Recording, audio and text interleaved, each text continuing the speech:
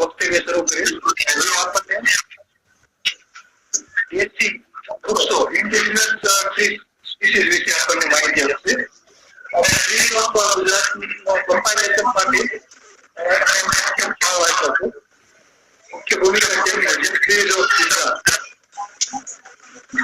તો ડોક્ટર વકેન્દ્રભાઈ હલ્દીસરને હું વિનંતી કરી તેઓ પોતાનો વક્તવ્ય કરે. નમસ્કાર. શરૂ કરી શકો છો. સૌને મારા નમસ્કાર. જેમ આપે કીધું એવી રીતના મારો આમ તો મુખ્યત્વે અનુભવ જે મારો છે એ તો ગુજરાતના વૃક્ષોને લઈને જ છે. કેમ કે તમે મને બહુ મોટું ટાસ્ક આપેલી છે, એટલે મને એક આખો મેમો તો બતાવવાનો છે. હું તો કીડી જેટલો પણ નથી આની સામે. એમ કામ બહુ અઘરું છે, પણ તોય પણ મને જે ખબર છે એ હું પ્રયત્ન કરું છું કે એને જસ્ટિફિકેશન આપું.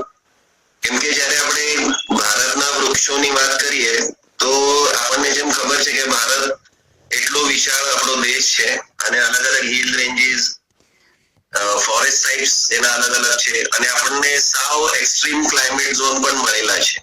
એટલે દુનિયાભરના બીજા 5 ખંડોમાં જે કંઈ વિવિધતા ઉપલબ્ધ છે ઓલમોસ્ટ એને રિપ્રેઝેન્ટ કરતા એવા વિસ્તારો આપણા ભારત દેશમાં છે. એટલે હું આ શબ્દો સાથે ખાસ એ કહેવા માંગુ છું કે આપણે અત્યાર સુધી જેટલી પણ ડાયવર્સિટીના સ્ટડીઝ થયા છે એમાં એવું તો ઘણી વખત લાગ્યું છે કે તમે વધારે એક્સપ્લોર કરો તો કંઈ ને કંઈ નવું ફરીથી તમારા હાથમાં આવે છે. એટલે પ્લાન્ટ માટે પણ એવું થયેલું છે અને વૃક્ષો આટલા મોટા ફોર્મ હોવા છતાં પણ આવી રીતના છૂટી ગયેલા, આઈડેન્ટિફાઈ ન થયેલા અથવા તો મિસ આઈડેન્ટિફિકેશનના એવા કિસ્સા ઘણા છે. એટલે ટ્રીઝ ઓફ ગુજરાત જ્યારે મેં કામ કર્યું ત્યારે એમાં વાતનો અહેસાસ મને થયો કે ખોટા જ નામે અમુક વૃક્ષો ઓળખાયા છે અને પછી એની રિયલ આઈડેન્ટિટી સાવ અલગ નીકળી છે. આ શબ્દો સાથે હું મારું પ્રેઝન્ટેશન ઓન કરું છું.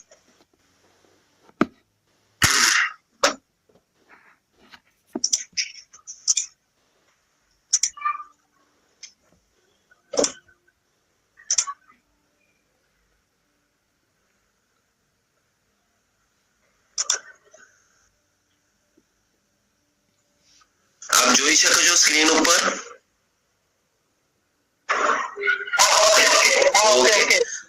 સર મારી ઓળખાણ આપી દઉં બધા જ મિત્રોને. આમ તો ઘણા ખરા ઓળખીતા ચહેરા છે આમાં. હું વડોદરા ખાતે કમ્યુનિટી સાયન્સ સેન્ટર ખાતે કામ કરું છું. કમ્યુનિટી સાયન્સ સેન્ટર એક એનજીઓ છે, અમારું પબ્લિક ટ્રસ્ટ છે અને અમે વિજ્ઞાનના પ્રચાર પ્રસારનું કામ કરીએ છીએ. હું બધાને રિક્વેસ્ટ કરીશ કે પોતાનો મોબાઈલ કા ઇક્વિપમેન્ટ છે બધું મ્યુટ કરે અને આ ઓળખાણ સાથે હું હવે મારું વક્તવ્ય શરૂ કરું છું. તો જેમ મેં કીધું કે વિજ્ઞાનનો પ્રચાર પ્રસારમાં ઘણી બધી વસ્તુ આવતી હોય છે. આપણા દૈનંદિન જીવનમાં, દરરોજના જીવનમાં શું વિજ્ઞાન છે એને તે માનીને બાયોડાયવર્સિટી અથવા તો પર્યાવરણ, એનર્જી સોર્સિસ, એનું કન્ઝર્વેશન, એ બધી વાતો લોકો સુધી પહોંચાડવાનું, વિદ્યાર્થીઓ સુધી પહોંચાડવાનું એક માધ્યમ એટલે કમ્યુનિટી સાયન્સ સેન્ટર. મને થોડુંક આગળ વધીને એ પણ કેવું ગમશે કે ફક્ત માત્ર ગુજરાત આપણું રાજ્ય એવું છે કે જ્યાં આવી રીતના કમ્યુનિટી સાયન્સ સેન્ટરનું એક આખું માળખું છે. દરેકે દરેક ડિસ્ટ્રિક્ટમાં જિલ્લા લોકવિજ્ઞાન કેન્દ્રો છે. જ્યારે ભાવનગર, રાજકોટ અને વડોદરા ખાતે રિજનલ કમ્યુનિટી સાયન્સ સેન્ટર એટલે પ્રાદેશિક લોકવિજ્ઞાન કેન્દ્રો છે. એટલે અમને વધારે જવાબદારીઓ આપેલી હોય છે department of science and technology, government of Gujarat. અને અમારી જે મેઇન અમરેલા છે એ છે Gujarat council on science and technology. એમણે માન્યતા આપેલું અને એમનાથી શું કહેવાય સપોર્ટ મળેલું એવું અમારું કમ્યુનિટી સાયન્સ સેન્ટર ગ્રેડ એ માં આવેલું છે. Regional community science centre grade એ આપેલી છે. તો એ માટે અમે ઘણા બધા અલગ અલગ વિજ્ઞાનના કામો કરતા આવ્યા છે. અને વડોદરા ખાતે હું કહું તો વૃક્ષોને લઈને પણ અમે એક નેચર વર્ક ગ્રુપ બનાવ્યો છે. જે નેચર લવર છે એ બધાને ભેગા કરીને લગભગ 500 થી 600 જેટલા વોટ્સએપ ગ્રુપ ઉપર એના મેમ્બર્સ છે. અને અમે અહીંના વેજીટેશનની વાતો કરવા હું ઘણી વખત એને લીડ કરતો હોઉં છું. અત્યારે આ કોરોના આવ્યા પછી અમારી બધી આઉટડોર એક્ટિવિટી બંધ થઈ ગઈ છે, પણ અહીંના જે વેજીટેશન છે, અહીં જે કંઈ પણ ઇન્સેક્ટ્સ હોય કે બર્ડ્સ હોય તો અલગ અલગ એવા સ્પેશિયાલિસ્ટ કે એક્સપર્ટ લોકોની મદદથી હું વૃક્ષોની વાત કરું, વનસ્પતિઓની વાત કરું અથવા મારી જોડે બીજા પણ બોટનિસ્ટો આવે અને એ લોકો અમે આવી રીતના રવિવારની સવારે જતા હોય છે, 2.5 થી 3 કલાક ગાતા હોઈએ છીએ. તો અલગ અલગ વિસ્તારોમાં અમે ગયા છે અને ઘણી ખરી નદીઓના કિનારા અથવા તો તળાવના કિનારા ઉપર જઈએ છીએ. હું એટલા માટે આ બધું ખાસ કહી રહ્યો છું કે જે પણ આપણા મિત્રો છે બધા, મેં જોયું કે આપણા ગ્રુપ ઉપર ઘણી બધી સારી એવી ચર્ચાઓ થતી હોય છે વનસ્પતિઓને લઈને, એની ઉપયોગિતાને લઈને. વનસ્પતિ હોય એટલે દરેક જણ હંમેશા એવું પૂછતું હોય છે કે આનો ઉપયોગ શું. તો મને તમને સૌને એ કહેવું ગમશે કે ઇકોલોજીના દ્રષ્ટિએ દરેકે દરેક ઇન્સેક્ટ અને દરેકે દરેક વસ્તુ અને દરેકે દરેક ફૂગ અને બેક્ટેરિયા બધા જ ઇમ્પોર્ટન્ટ છે. એટલે દરેકમાં આપણે એટલા સ્વાર્થી ન થઈએ કે દરેક વખતે વનસ્પતિ કોઈ બતાવે એટલે એની ઉપયોગિતા પહેલા પૂછીએ. એવું ન કરીએ. એનો બીજો બધો પણ રોલ હોય છે આપણા ઇકોસિસ્ટમમાં, તો એને સમજીએ. આપણા પરિસર તંત્રમાં ઘણા બધા એવા વૃક્ષો કે વનસ્પતિઓ છે જેને સીધો આપણે કોઈ ઉપયોગ નહીં લેતા હોઈએ, પણ એ કુદરતનો એક ભાગ છે, એક ઇકોસિસ્ટમનો ભાગ છે. એનો ઘણો બધો મોટો રોલ હોય છે. એલિમેન્ટલ સાયકલિંગ હોય કે પછી કોઈ બીજા ઇન્સેક્ટને કે બર્ડને સપોર્ટ કરતું હોય, તો એવી વનસ્પતિઓ ઘણી છે.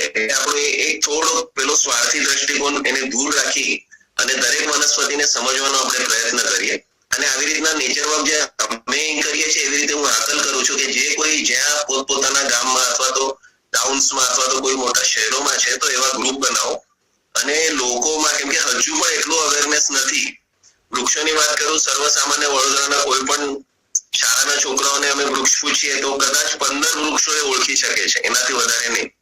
જ્યારે આપણે ડાયવર્સિટીની વાત આવે તો વી આર સચ અ રીચ ડાયવર્સિટી. આપણો દેશ અથવા આપણા સ્ટેટમાં પણ, આપણા રાજ્યમાં પણ 250 થી વધારે નેચરલી ગ્રોઈંગ ટ્રી સ્પીસીસ છે.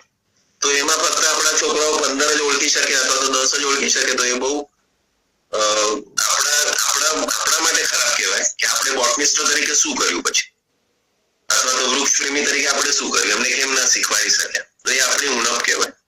આ શબ્દો સાથે હું શરૂ કરું છું. ટ્રીઝ ઓફ ઇન્ડિયા એટલે વૃક્ષ ભારતના. અને આપણે એમાં શું એટલે શું ખબર પડવી જોઈએ. એક તો પહેલું તો એનું આઈડેન્ટિફિકેશન પાકું હોવું જોઈએ કે જરૂરત શું હોય વૃક્ષને સમજવાની, એના પ્રજાતિને સમજવા માટે. એનું ટેક્સોનોમિકલ આઈડેન્ટિફિકેશન, જેમાં આપણને ખબર છે એમ એનું મુદ્દલે આખું ડિસ્ક્રિપ્શન હોય, એનો ટાઈમિંગ્સ હોય ફ્લાવરિંગ ફ્રૂટિંગનો, અને ફ્લાવરિંગ ફ્રૂટિંગનો પણ ડિસ્ક્રિપ્શન ડિટેલમાં હોય. અને એની જોડેના બીજા સ્પીસીસ જો હોય એટલે એક જાતિ અને એની નીચે પ્રજાતિ હોય તો એ બેમાં શું ભેદ હોય, એ ખાસ ભેદ જો આપણને ખબર હોય તો એને ચોક્કસ આપણે તારણ ઉપર ઉતરીએ કે આ પ્રજાતિ છે. એટલે એ પછી જયારે નોંધવાપાત્ર બીજી વસ્તુ બને છે એનું ડિસ્ટ્રીબ્યુશન. ખાસ બધાને હું જણાવું કે આપણે કોઈ પણ વૃક્ષનું અમુક એક ચોક્કસ વિસ્તારમાં એનો ફેલાવો હોય છે, તો એ ડિસ્ટ્રીબ્યુશન જાણવું અઘરું હોય છે. ઇન્ટરસ્ટેટ હોય ઘણી વખત, અને ઘણી વખત તો ઇન્ટર કન્ટ્રી હોય, એટલે એક દેશમાંથી બીજા દેશમાં એ ફેલાયેલું હોય વૃક્ષ. પણ એમાં એથી જો આપણે રાખીએ ને તો આપણે ચોક્કસ એને ઓળખવામાં અથવા તો એની સાર સંભાળ રાખવામાં, કેમ કે આપણને ખબર પડે કે આ તો ફક્ત અમારા ગુજરાતમાં આટલા ઈસ્ટર્ન ભાગ સુધી જ આવેલું છે, એના પછી નથી. તો હું દાખલો આપીશ કે જેમ સાલ વૃક્ષ આપણને ખબર છે, આપણે બધાએ સાંભળેલું છે, શોરિયા રોબસ્ટા. સાલ વૃક્ષ આપણા ગુજરાતમાં કુદરતી રીતે નથી ફેલાયેલું. હવે સાલ વૃક્ષ તમે મધ્યપ્રદેશમાં જશો તો ત્યાં ફોરેસ્ટમાં છે, પણ પછી એવી રીતે કઈ બાબત બની કે સાતપુરામાંથી આપણા તરફ કેમ ના આવી શક્યું. તો એક બહુ મોટો પ્રશ્ન છે કે સાલ વૃક્ષ આપણા ગુજરાતમાં નથી, કુદરતી રીતે નથી. એની ઘણા બધા બહુ સ્પેસિફિક રીઝન છે. તો એ રીઝન જાણવા માટે આપણે આ ડિસ્ટ્રીબ્યુશનનો સ્ટડી કરવો રહ્યો, જેમાં ખાસ કરીને લેટિટ્યુડ લોન્ટિટ્યુડનો નોંધ રાખો, લોકેશનની નોંધ રાખો, તમે ક્યાં એક્ઝેક્ટ જોયેલું હતું. એટલે જ્યારે પણ આપણે ફિલ્ડમાં જઈએ તો આ બધી વસ્તુઓ આપણે એની નોંધવી રહી. પોપ્યુલેશનની વાત કરું તો એનો પણ આશરે સંખ્યા, કેમ કે ઘણા વૃક્ષો બહુ ઓછા હોય છે, તો એ ઓછા હોય છે એ કહેવા માટે તમારે પહેલા તો સંખ્યાનો ડેટા હોય તો તમે કહી શકો. એટલે આશરે હું એમ નથી કહેતો કે દરેક ખૂણા ખાચરે જઈને બધા જ ગણવાના હોય, પણ તમે અંદાજ લગાડી શકો કે હું સાધારણ 100 કે 200 મીટરના અંતરે રોડમાંથી જતો હું, ક્યારે પણ ટ્રાવેલ કરતો હું, તો ઉતરીને હું જોઉં છું કે ભાઈ આ વૃક્ષ અહીંયા આટલા છે, અહીંયા આટલા છે. તો એ આખા છેક વિસ્તારમાં તમે એને અંદાજ બાંધી શકો કે આ વૃક્ષો બહુ ઓછા છે અથવા તો મધ્યમ સંખ્યામાં છે અથવા તો એની સંખ્યા બહુ છે. તો આવી રીતે પણ આપણું ઓબ્ઝર્વેશન એક હોવું જોઈએ. એટલે જ્યારે આપણે ટ્રીઝ ઓફ ઇન્ડિયા અથવા તો વૃક્ષોની ક્યાંય વિસ્તારને વાત કરીએ તો આપણી પાસે આવી બધી માહિતીઓ હોય તો મને લાગે છે કે આપણે વધારે વૃક્ષોને સમજી શકીએ, એના પોપ્યુલેશનને સમજી શકીએ ને એને પછી એને બચાવવાની કોઈ જરૂર છે કે કેમ એ વિચારી શકીએ એના વિશે. પછી એક ટ્રેન્ડ ઇન પોપ્યુલેશન પણ ઘણી વખત એવું આપણે સાંભળતા હોઈએ છીએ કે અમારા નાનપણમાં બહુ હતું પહેલા અને હવે આ નથી રહ્યા, એવું આપણે ઘણી વખત સાંભળીએ છીએ. પછી એ કોઈ બટરફ્લાય હોય અથવા તો કોઈ ઇન્સેક્ટ હોય અથવા તો સાપ હોય, દેડકા હોય અથવા તો વૃક્ષ હોય, તો એવી પ્રજાતિઓની પણ નોંધ લેવી રહી. અને જો એ નથી રહ્યા તો એની પાછળનું થ્રેટનું કારણ આપણે વિચારવું રહ્યું કે એવું તે શું પરિબળ છે કે જે એની સંખ્યા ઓછું કરી રહ્યું છે. જો આવી વસ્તુઓ ખબર પડે તો જ આપણે એનું પ્રેઝન્ટ સ્ટેટસ શું છે, અત્યારે એની શું હાલત છે એ પર આવીએ અને પછી એના મેનેજમેન્ટ માટે અથવા તો કન્ઝર્વેશન માટે, એના બચાવ માટે શું જરૂરી છે એ પગલા ઉઠાવીએ. જેમ મારા ઓળખાણમાં કહેવામાં આવ્યું કે ટ્રીઝ ઓફ ગુજરાતમાં મેં કામ કર્યું. ગાંધીનગરમાં હું 2 વર્ષ રહ્યો હતો. 2007 અને 8 આખું વર્ષ હું ત્યાં રહ્યો હતો. 2006 ના એન્ડમાં આવ્યો હતો. 6 અને 7 રહ્યો હતો, સોરી. અને ત્યારે જે વૃક્ષોને ક્રિટિકલી એન્ડેન્જર્ડ એવા આઈડેન્ટિફાઈ કરેલા એમાંના અમુક વૃક્ષો ફોરેસ્ટ ડિપાર્ટમેન્ટે પછી કન્ઝર્વેશનના હિસાબે એના સીડ કલેક્શન અને પછી નર્સરી પ્રેક્ટિસ એની કરી હતી. એટલે એવું કરી શકાય કે આવા કોઈ સ્ટડીઝ થાય અને પછી આપણે કન્ઝર્વેશનનું કામ કરી શકીએ. હવે હું એક ખાસ બધાને કહેવા માંગુ છું કે વૃક્ષ હોય એટલે વૃક્ષની સાધારણ ગ્રોથ હોય. ઘણા લોકોને એવી આપણને એક જ વસ્તુ ખબર છે કે વૃક્ષ હોય એટલે એને પેલા વલયો થાય એના લાકડામાં અને એ રીંગ જેટલી ગણીએ એટલે એનું એજ. એવું દરેક વૃક્ષમાં ન હોય. મને એક એવું ગમશે કે એવા બહુ ઓછા વૃક્ષો છે કે જેમાં સાચે તમે એક્ઝેક્ટલી એનું તમે એજ કહી શકો. એ બહુ ઓછા છે. એવા મોટા ભાગના વૃક્ષો જે સદાહરિત વૃક્ષો છે અથવા એવરગ્રીન છે એ ટ્રીઝને એવી રીંગ બનતી પણ નથી. ડેસિડ્યુઅસ ફોરેસ્ટમાં બને છે અને એમાં એ પાછા દરેક લાકડામાં એવી રીંગ તમને જોવા મળે એવું જરૂર નથી, કેમ કે it is all dependent on the cambium. Cambium cell એક મેરિસ્ટેમેટિક સેલ છે જે સેલ ડિવિઝન થાય અને એના ગ્રોથ રિંગ બનાવે છે. તો એ સાચું કેમ્બિયમ એક ઉપર એક ઈટ આપણે મૂકી એવી રીતના જો ડિવિઝનમાં હોય એના સેક્શનની અંદર તો એને કહેવાય છે સ્ટોરીડ કેમ્બિયમ. એ સ્ટોરીડ કેમ્બિયમ એવું રિંગ બનાવી શકે છે કે ઉનાળો આવે એટલે એના લ્યુમન થોડા નાના થઈ જાય, ઠંડીમાં હજુ થોડાક મોટા હોય કેમ કે વરસાદ પછીનો સીઝન છે. એટલે ચોમાસામાં એ પાણી વધારે મળવાથી એના લ્યુમન મોટા થઈ જાય. તો આ એક બહુ બેસિક ડિફરન્સ આવે છે કે આવા નાના અને મોટા સેલ્સ બનતા હોય છે ડિવિઝનમાં તો ઓટોમેટિક એક ઘાટો અને એક લાઇટ કલરનો પટ્ટો એની અંદર બને છે. એવી રીતે એક રિંગમાં 2 કલર હોય છે, એક લાઇટ અને એક ડાર્ક. પણ એક ડાર્ક થી બીજો ડાર્ક એ બતાવે છે કે 2 સીઝન છે, 2 વર્ષની આ સીઝન છે કે જે રેગ્યુલર આવેલી છે, વિન્ટર હોય અથવા તો ઉનાળુ હોય. તો એ સીઝન પ્રમાણે આ પટ્ટાઓ બનતા હોય છે. એટલે આપણે એજ એને જેટલી રિંગ બને એટલા વર્ષનું એ ઝાડ હોય છે. એકદમ ચોક્કસ છે, એવું જ હોય છે. હવે ઝાડના જે આપણે કોઈ પણ ઝાડની આપણે જ્યારે ગ્રોથની વાત કરીએ તો એમાં કયા પરિબળો આવી શકે અભ્યાસ તરીકે? આ એક ઓબ્ઝર્વેશન તમે પણ આવું કરી શકો કે સીડી છે ધેટ ઇઝ કેનોપી ડેપ્થ. તમે સ્ક્રીન ઉપર જોઈ શકો છો કે ક્રાઉન જ્યાં બનતો હોય છે એટલે જ્યાંથી પાંદડા આવવાના શરૂ થાય ત્યાંથી માંડીને એના છેક ટોચ સુધી, તો that forms the canopy depth. અને પછી આવે છે કેનોપી કવર કે જે ડી છે એનો એટલે ડાયામીટર છે. એટલે તમે કેનોપી કવર એટલે એવું ઇમેજિન કરો કે સૂરજ જો એકદમ મથાળે હોય તો જેટલો છાંયડો નીચે પડે ગ્રાઉન્ડ કવર ઉપર જેટલો છાંયડો પડે એ કેનોપી કવર ફોર્મ કરે છે. તો એને ગણવું કેવી રીતે? તો તમે એના રેડિયસ અલગ ઓછામાં ઓછા 4 ડાયરેક્શનમાં મેજર ટેપથી ખડિયાના સેન્ટરથી 4 દિશામાં અલગ જગ્યાએ તમે જઈ એનું એવરેજ રેડિયસ કાઢી અને પછી એ તમે ગણી શકો. તો આવી રીતના બહુ સરળતાથી પણ આપણે વૃક્ષોનો સહવાસ પ્રાપ્ત કરી શકીએ ને આવી રીતે પણ સ્ટડી કરીએ તો વધારે એને સમજવાની જોવાની તક મળે છે. એટલે અને જ્યારે પણ ટ્રીની હાઈટની વાત આવે તો છે ગ્રાઉન્ડ ઉપરથી જ્યાંથી થડિયું આવ્યું છે ત્યાંથી માંડીને ઉપરનો કેનોપી ડેપ્થ સુધીનો ટોચ ઉપરનો ભાગ એ આખું ટ્રી હાઈટ કે છે. હવે ઘણી વખત વૃક્ષોની અંદર આપણે ખબર છે કે એનું થડિયાનું ડાયમેન્શન લેવામાં આવે છે, પછી આખા દુનિયામાં એને એક જ જેવું બધા મેજર કરવા માટેનું આ CBH એટલે સરકમફરન્સ એટ બ્રેસ્ટ હાઇટ, છાતીના ઊંચાઈએ એનું પરિઘ સરકમફરન્સ.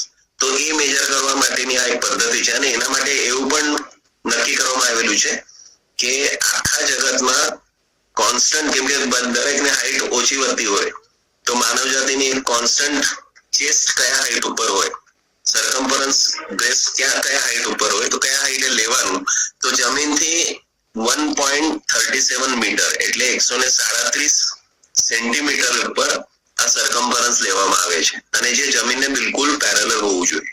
એટલે આવી રીતે એક ગણતરી થાય છે.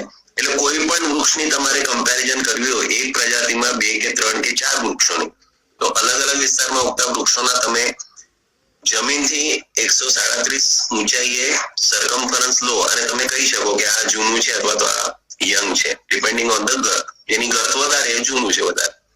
તો એવી રીતના સર્વસામાન્ય દુનિયામાં માન્યતા મળેલી એવી આ બાબતો છે. અને હવે આવી આપણી નીચે જમીનના નીચે થતા મૂળ તરફ, તો આપણને મેઇન મૂળ તો બહુ બધાને ખબર છે કે એક તો એને ટેપ રૂટ હોય અને બીજા હોય છે ફાઇબ્રસ રૂટ હોય એને ઉગેલા.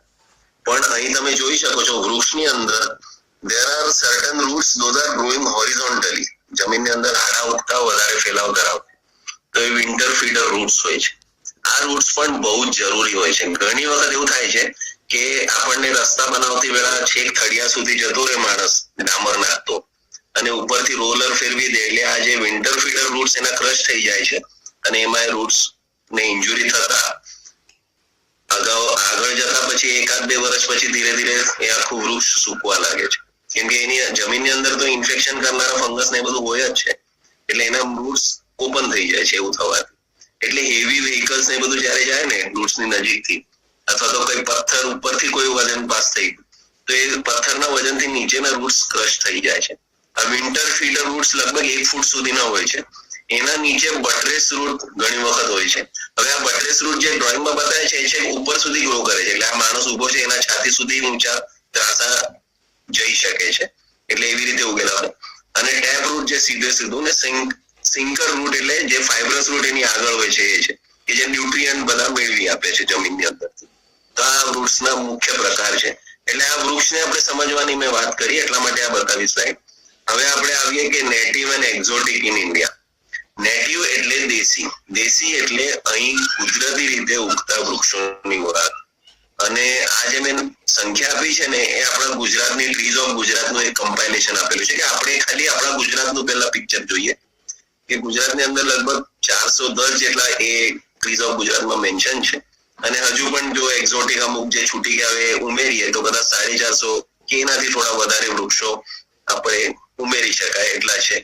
પણ કુદરતી રીતે જો સાવ વાઇલ્ડ એરિયામાં ઉગતા વૃક્ષોની વાત કરીએ તો 252 જેટલા છે જે વૃક્ષો આપણે નેટિવ કહી શકીએ કે ભાઈ આપણા ગુજરાતની અંદર પોલિટિકલ બાઉન્ડ્રી આપણી જે છે એની અંદર આ કુદરતી રીતે ઉગી રહ્યા છે.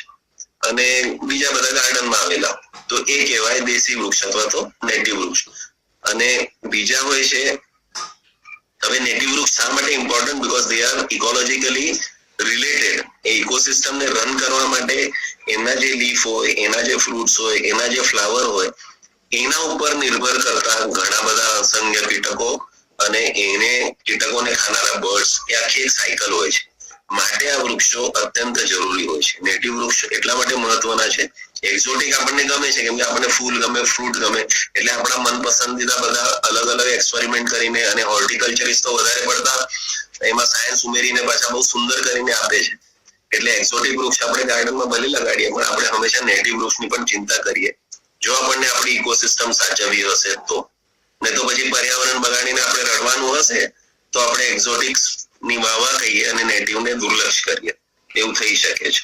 પણ હંમેશા યાદ રાખો કે જો તમે સાચા વૃક્ષ પ્રેમી છો તો તમારે નેટિવ વૃક્ષની, ભલે એ દેખાવડું ન હોય, તમને બાવળ ન ગમે દેખાવમાં, એના કાંટા જોઈને તમને અચરજમાં, પણ તમે નેચરલી નું ડિસ્ટ્રીબ્યુશન જુઓ તો બાવળ મિડલ ઈસ્ટ થી આવીને આપણા છેક ડ્રાય પાર્ટ સુધી ગુજરાતમાં નેચરલી ઉગી ગયું છે, તો એને રહેવા દો. એવું કહેવાય છે કે અમુક હજારો વર્ષ પહેલા નહોતું, પણ હવે કેમ કે આટલા હજારો વર્ષમાં આવી ગયું છે તો એ બાવળ આપણું થઈ ગયું છે. લીમડાનું પણ એવું છે, એક વેસ્ટર્ન હિમાલયના ફૂટહિલ માંથી માંડીને એનો ફેલાવો થયેલો છે, એટલે લીમડાના મૂળ પૂર્વજોની આપણે જો સ્ટડી કરીએ જીનેટિકલ સ્ટડીઝ તો એવું ખબર પડે છે કે એનો ઉદ્ગમ ત્યાં થયેલો છે. એટલે સાધારણ પાકિસ્તાન, અફઘાનિસ્તાન ઉત્તર તરફ, એમના ઉત્તરમાં ત્યાંથી માંડીને એ ફેલાયેલું છે બધી જગ્યાએ. તો વૃક્ષનું આવી રીતના ઓરિજિન ખબર હોય અને કેવી રીતે એડેપ્ટ કરે છે ખબર હોય તો we can definitely support or propagate them અને એને બચાવવાનો આપણે પ્રયત્ન કરીએ, કેમ કે આપણા ઇકોસિસ્ટમનો ભાગ થઈ ગયા છે. હવે જેમ વૃક્ષ અથવા તો ફોરેસ્ટ ટાઇપ્સ આપણને ખબર છે કે જે ડોમિનન્ટ સ્પીસીઝ હોય, જે મહત્વના મેજોરિટી વાળા હોય અથવા તો જે ઇકોસિસ્ટમમાં મોટો ભાગ ભજવતા હોય એ વૃક્ષ નક્કી કરતા હોય કે કઈ ફોરેસ્ટ ટાઇપ્સ છે. બરાબર. ફોરેસ્ટ ટાઇપ્સ એવી રીતના બનેલા હોય છે કે જંગલોના પ્રકાર કયા છે. તો આ આપણને મુખ્ય બે વસ્તુ ખબર છે કે સદાહરિત અને પાનખરવાળા, પણ એની અંદર એ સબ ટાઇપ્સ ઘણા બધા હોય છે.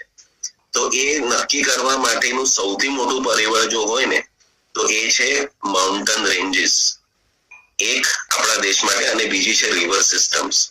તમે રિવર સિસ્ટમ જુઓ તો સીડ ડિસ્પર્સલ કોણ કરે છે? સૌથી વધારે જંગલોનો ફેલાવો અથવા તો બીજને એક જગ્યાએથી માંડીને બીજી જગ્યાએ લઈ જવાનું કામ સૌથી વધારે કોણ કરે છે? તો એ નદીઓ કરે છે. હવે થાય છે એવું કે જ્યારે માનવો પછી એના ઉપર ચેક ડેમ બનાવે છે અને આ વસ્તુ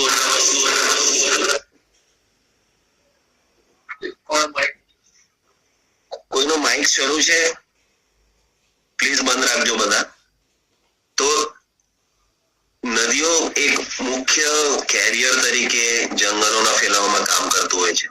એટલું જ નહીં, તો નદીઓ જંગલોને પણ સાચવે છે અને એ જંગલ જ્યાં જ્યાં છે ને ત્યાં નદીઓ હશે. જો નદીઓ આપણે આવી રીતે કેનાલમાં ફેરવી દઈશું બધી જગ્યાએ તો આપણે ચોક્કસ જમીનની ફળદ્રુપતા ગમાવીશું, વૃક્ષો પણ ગમાવીશું. ફળદ્રુપતા કેવી રીતે? તો નદીઓમાં જે ફ્લડ્સ આવે છે ને એ જમીનને ફળદ્રુપ રાખતું હોય છે. આખા ભારતની આટલી મોટી જમીનમાં આપણે કઈ ફર્ટિલાઇઝર નાખવા બધે જતા નથી, પણ એ જે મિક્સચરનું, બેક્ટેરિયલ મિક્સચરનું, કમ્પોસ્ટિંગનું જે કામ કરે છે ને એ નદીઓ એકથી બીજી જગ્યાએ કચરો લઈ જઈને, જંગલોના પાના લઈ જઈને નાખે છે, સીડ્સ લઈ જઈને નાખે છે. ફંગસ અને બેક્ટેરિયાઓના હજારો લાખો અબજો જેટલા જીવ અહીંથી ત્યાં હલાવવાનું કામ કરે છે, એ પાણી કરતું હોય છે. એટલે ફ્લડ આવવા પણ જરૂરી છે. ફળદ્રુપતા માટે દેશના ફ્લડ જરૂરી છે. પૂર જે દિવસે આવવાના બંધ થઈ જશે ને ધીરે ધીરે ફળદ્રુપતા એ જમીનની ઘટી જશે. અને વૃક્ષની વાત કરીએ તો mountain ranges is the main thing. તમે કેટલા ઊંચાઈ પર એ વૃક્ષ છે, રિવર સિસ્ટમ કયા છે માટે એ જંગલો ઉભા થયેલા છે, અને આ બધું નક્કી કરે છે માઉન્ટેન રેન્જીસ અને વોટર સિસ્ટમ ઓર રિવર સિસ્ટમ. દે ડિસાઇડ કે વિચ ટાઈપ ઓફ સોઇલ, જમીન કેવી રીતના બનશે કોઈ એક જગ્યાએ. તો એ આ બે વસ્તુઓ, કેમ કે પાણી જ્યારે વહે છે પહાડોને કાપીને ત્યારે એ માટીનો ગાળ લઈ જાય છે અને એ માટી બને છે. માટી જંગલને ફળદ્રુપ અથવા તો એનું ઓરિજિન ત્યાંથી હોય છે. એને ઘડનાર, એના જે શિલ્પી છે એ પહાડ છે અને બીજી છે રિવર. એટલે રિવર શિલ્પી છે અને પહાડ જાણે પથ્થર છે, એને કોતરીને રિવર માટીને બનાવે છે, માટીનો જન્મ આપે છે અને એ માટી ઉપર પછી આપણું જંગલ ઉભું રહેતું. એટલે these trees ની જ્યારે વાત કરીએ, ફોરેસ્ટ ની વાત કરીએ તો આ વસ્તુ બધી કનેક્ટેડ છે. અને પછી આપણને જેમ ખબર છે કે આગળ પડતા પછી રેનફોલ અથવા હ્યુમિડિટી, હવાની અંદરની ભેજ અને જમીનની અંદરની ભેજ એટલે સોઇલ મોઇસ્ચર, અને સનલાઇટ, ટેમ્પરેચર, અને આ બધા જ પછી પરિબળો એવા છે કે જે બહુ મહત્વનો ભાગ ભજવે છે વૃક્ષોની ડાયવર્સિટીમાં. હવે આપણે જ્યારે આપણા દેશની વાત કરીએ છીએ તો આપણને ખબર છે કે હું પહેલા જ બોલી દઉં છું, મેઇન 3 આપણા હિલ રેન્જીસ છે કે જે બહુ જ અગત્યનો રોલ ભજવી રહ્યા છે. બીજા બધા પણ છે, એને પણ નથી, પણ સૌથી મોટું આપણને ખબર છે કે હિમાલય છે. હિમાલયની જે ડાયવર્સિટી છે એ હજુ પણ વ્યવસ્થિત રીતના એનો સરખો અભ્યાસ થયેલો નથી, કેમ કે આપણી પહોંચ બહુ ઓછી છે હજુ પણ. એટલે વેસ્ટર્ન હિમાલય આપણે એને સેન્ટ્રલ હિમાલય અને પછી એક ઈસ્ટર્ન હિમાલય એવી રીતના આપણે ભાગલા પાડેલા છે, પણ એમાં એવા ઘણા વિસ્તારો છે, સેંકડો કિલોમીટરો એવા છે કે જ્યાં હજુ માનવો પહોંચ્યા નથી અને ત્યાંની વૃક્ષ વનસ્પતિ અથવા તો વન સંપદા હજી આખી આપણને ખબર નથી પડેલી. એવી રીતે વેસ્ટર્ન ઘાટની વાત કરીએ તો વેસ્ટર્ન ઘાટ વધુ ને વધુ આપણે એક્સપ્લોર કરતા જઈએ છીએ. સહ્યાદ્રી એટલે છે કે આપણા દક્ષિણ ગુજરાતથી માંડીને છે કેરળ સુધી, અને એમાં કર્ણાટક, ગોવા, તામિલનાડુનો વિસ્તાર આવે છે, મહારાષ્ટ્રનો ખાસો મોટો વિસ્તાર આવે છે. એટલે આ આખી જે પશ્ચિમી ઘાટ છે આપણો, જેને સહ્યાદ્રી કહે છે, વેસ્ટર્ન ઘાટ, એની એક ડાયવર્સિટીની અલગ વાત છે. એવી જ રીતે આપણને ઈસ્ટર્ન ઘાટ પણ છે આપણા દેશમાં. એટલે આ ત્રણ એવી બાબતો છે, એવા જીઓગ્રાફિકલ ફોર્મેશન્સ છે કે જે સૌથી વધુ કન્ટ્રીબ્યુટ કરે છે આપણા દેશની ટ્રી ડાયવર્સિટી માટે, અથવા તો જંગલોની ડાયવર્સિટી માટે. પછી ઓફકોર્સ મેં જેમ કીધું કે સૌથી જૂની માઉન્ટેન રેન્જીસ તો આપણી અરવલ્લી છે, એટલે ઉત્તર ગુજરાતથી માંડીને દિલ્હી સુધીની જે આખી રીજ છે એને નોર્ધન રીજ કહે છે. એટલે એ સૌથી જૂનું ફોર્મેશન છે, એમાં એક ડાયવર્સિટી છે. પછી આવે છે મધ્ય ભારતની અંદરની ડેકન પ્લેટુ આવે છે, એમાં પણ ડાયવર્સિટી છે. એટલે આ બધી વસ્તુઓ પછી ઉમેરાય છે. પણ મુખ્યત્વે આપણે ટ્રી સ્પીસીસ ડાયવર્સિટી ને એન્ડેમિઝમ જે આવેલું છે, એન્ડેમિક એટલે જે તે વિસ્તાર પૂરતી જ મર્યાદિત રહેલી વૃક્ષની સંપદા. તો એ એન્ડેમિઝમ વૃક્ષોમાં જે આવેલું છે, આ ત્રણ મેજર ફોર્મેશન્સ થી આવેલા છે.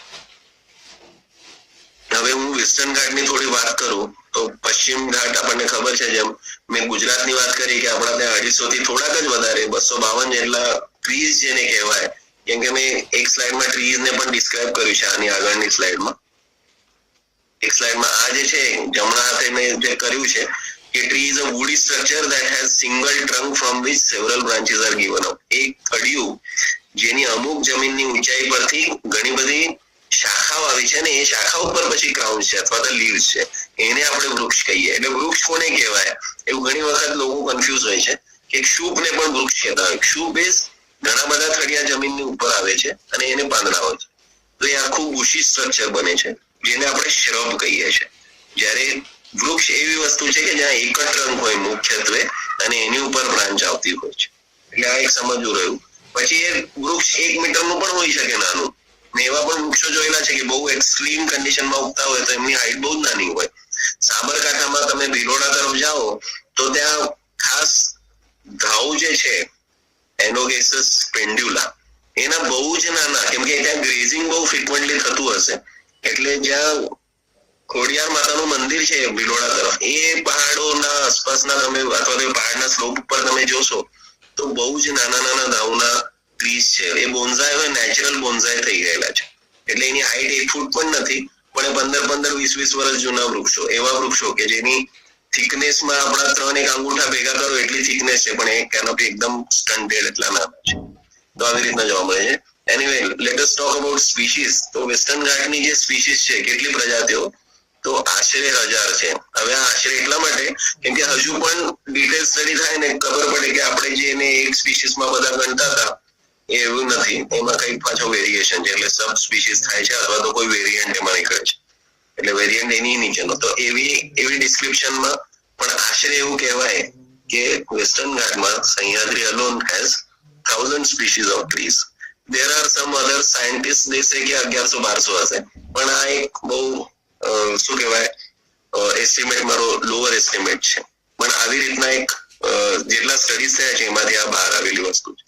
હવે આ બધું જ 1000 સ્પીસીસ, એનું જીઓલોજી હંમેશા છે ને આ વસ્તુઓ બધી આપણે જયારે વનસ્પતિ તો શીખીએ છીએ, પણ આપણે હંમેશા ભૂલી જતા હોઈએ છીએ કે these are all dependent on the soil type. અને જો જમીન અથવા તો જીઓલોજી આપણે નહીં શીખીએ તો જીઓગ્રાફી અને જીઓલોજી આ બે વિષય એવા છે કે આપણે જ્યારે પણ ડિસ્ટ્રીબ્યુશન કોઈ સ્પીસીસનું ભણવાનું હોય તો બહુ જ જરૂરી છે સમજવા. અને ખાસ કરીને વનસ્પતિઓમાં તો પ્રાણી ને પક્ષી તો તોય પણ મુવમેન્ટ કરતા હોય છે, પણ વનસ્પતિઓ માટે આ બહુ સ્પેસિફિક હોય છે. એટલે તમારે જીઓલોજી સરખી ખબર હોવી જોઈએ. માટીના પ્રકાર ખબર પડતા હોય તો તમે વૃક્ષની પ્રજાતિ અથવા તો વનસ્પતિનું કમ્પોઝિશન માટે પણ તમે આરામથી ઘર બેઠા કહી શકો કે આ પેલી વનસ્પતિઓ ત્યાં હશે જ. તો એ વસ્તુ માટે બહુ જરૂરી છે. જીઓલોજી, મને એવું લાગે છે કે જીઓલોજી દરેક ફિલ્ડમાં જતા સાયન્ટિસ્ટે શીખવું જોઈએ. પછી હાઇડ્રોલોજી કોઈ કરતો હોય, એન્જિનિયરિંગ અથવા તો માઇનિંગમાં કઈ કામ કરતો હોય, એના માટે તો જરૂરી છે.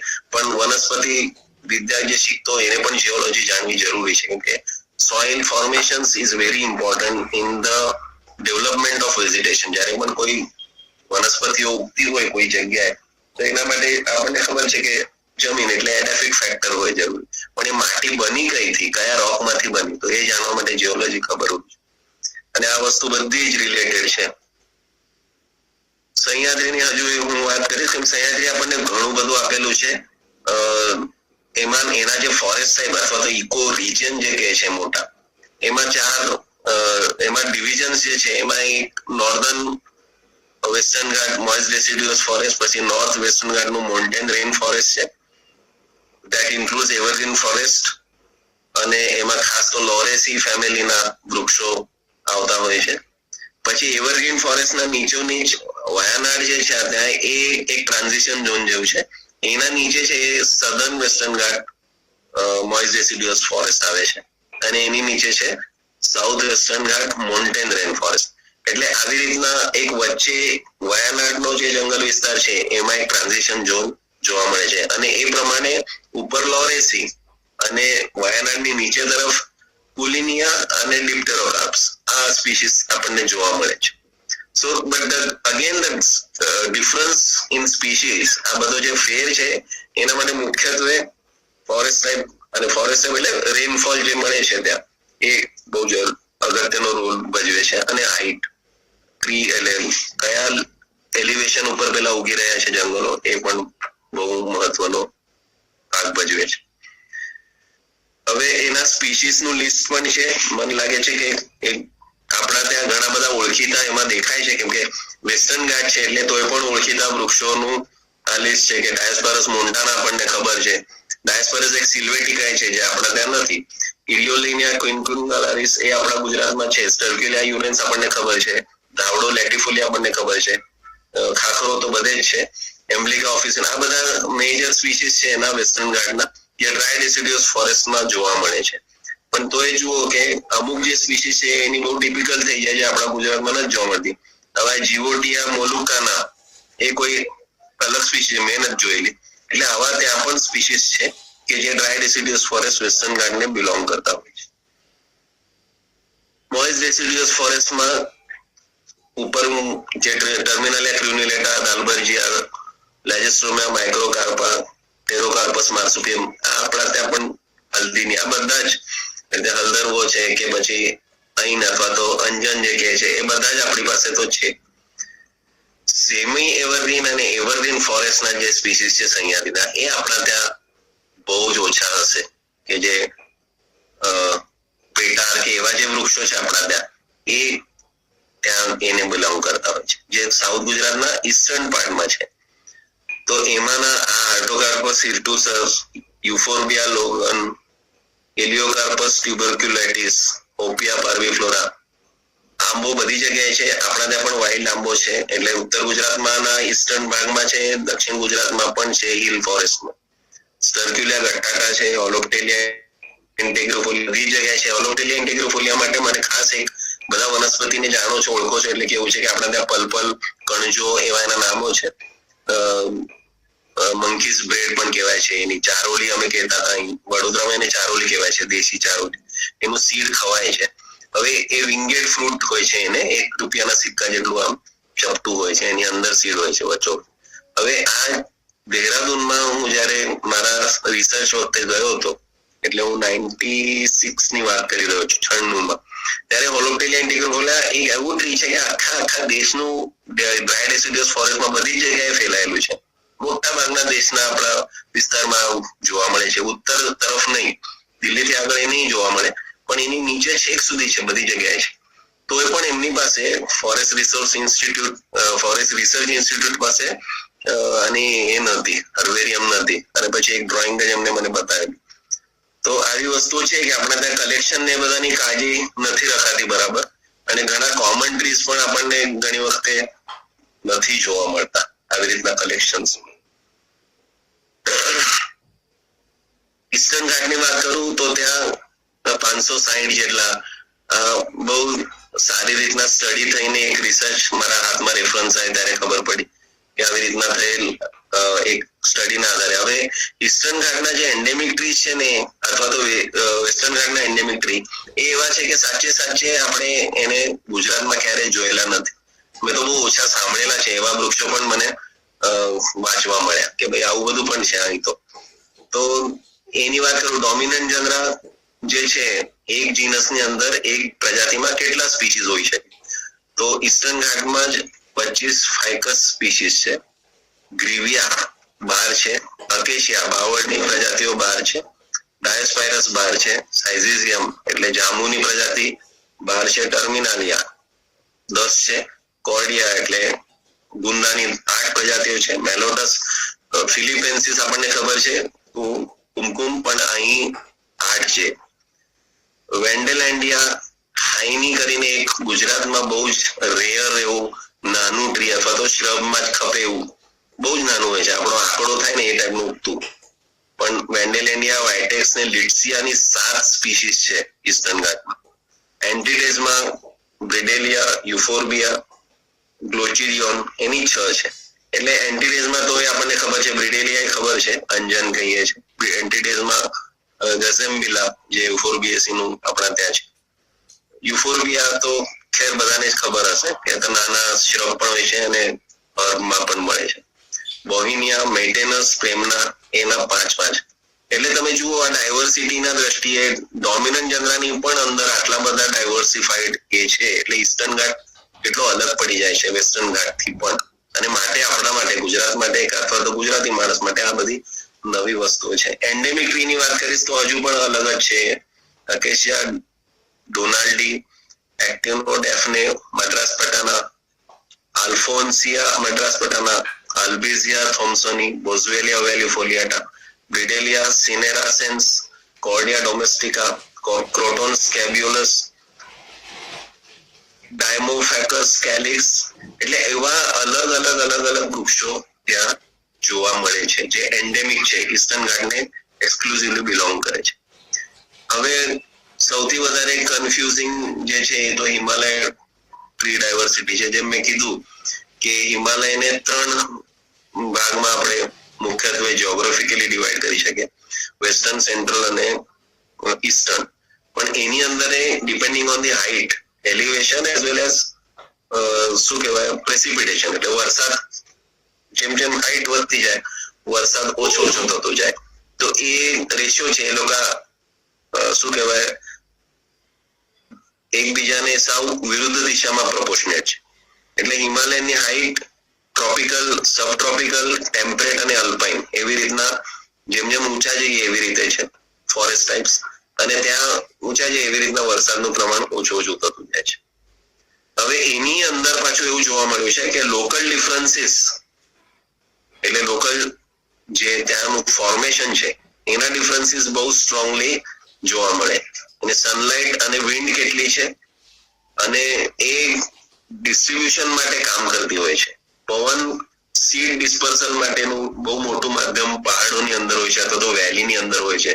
અને માટે ઘણા બધા વૃક્ષોના વિંગ્સ જે હોય છે એ વિંગ્સ હોય છે, સીડ ને વિંગ્સ હોય છે.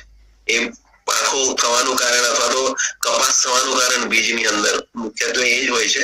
એ કેરી કરીને લઈ જતું હોય છે અને એના ઉપર ડિપેન્ડન્ટ હોય છે. પવન વધારે તો વધારે લાંબા અંતર સુધી ફેલાવો જોવા મળે સ્પીસીસ નો, ના હોય તો ઓટોમેટિક એન્ડેમિક પણ જોવા મળે કે ના એ તો અહીંથી આગળ વધતું જ નથી, બીજા વિસ્તારમાં થતું નથી. તો આ હિમાલયની વાત થઈ. હવે આગળ જે 4 એના વિસ્તારો છે ટ્રોપિકલ, સબ ટ્રોપિકલ, ટેમ્પરેટ ને અલ્પાઇન, એની અંદર ને જોવા મળતા અને એ પણ તમે જોશો ને તો એનું પણ ક્લાસિફિકેશન સ્પેસિફિક હાઇટ ઉપર જ છે. એટલે ધારો કે તમે 720 મીટર સુધી તમને એક સ્પીસીસ કહેવામાં આવ્યું છે કે સિલોન આયરન વુડ, તમને મેઝુઆ ફેરિયા જે આપણને ખબર છે અહીં આપણા ત્યાં ગાર્ડનમાં આપણે ઇન્ટ્રોડ્યુસ કરેલા છે, ક્યાંક 1-2 જગ્યાએ જોવા મળે, બહુ સુગંધીદાર ફૂલ આવે છે. એટલે તો એ જે છે એ 720 મીટર સુધી જ નેચરલી એના ફોરેસ્ટમાં જોવા મળે. એના પછી એની ઊંચાઈથી નહીં જોવા મળે. એની ઉપર હોર્સ ચેસ્ટનટ એટલે એસ્ક્યુલસ ઇન્ડિકા બહુ મોટું વૃક્ષ થતું હોય છે અને બહુ સુંદર વૃક્ષ છે. એના બ્રાન્ચીસના ટીપ ઉપર એને લીવ્સ આવતા હોય છે અને રોઝેટમાં હોય છે, આમ રાઉન્ડમાં લાંબા લીવ્સ હોય છે.